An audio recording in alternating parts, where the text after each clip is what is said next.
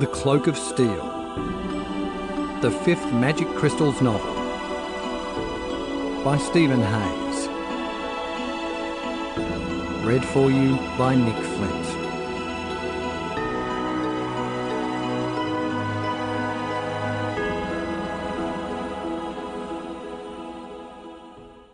Prologue.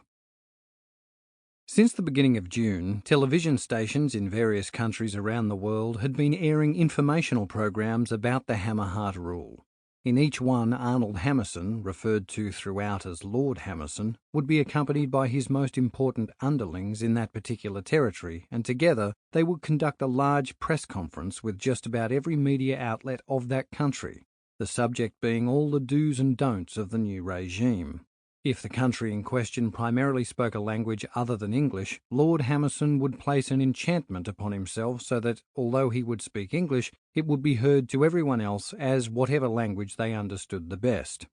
Each time one of these press conferences was held, that country, so far the United States, Great Britain, France, Germany, Russia, China, Japan, Canada, Mexico, Italy, India, Pakistan, Bangladesh and Indonesia, would cease to be a country, but would instead become, by title, a territory of Hammersonia. This political arrangement was only temporary. It would cease to matter when the Hammerhearts had taken control of the entire planet, but so far they had still not made moves toward any countries south of Panama in the Americas or southwest of Egypt in Africa. Once the Hammerhearts had established their rule everywhere, all political borders would be severed, an action that would surely create cultural chaos if done too quickly. But Lord Hammerson insisted that by the time it happened the world would be ready for it. On the night of June 14, 2010, it was Australia's turn to join Hammersonia.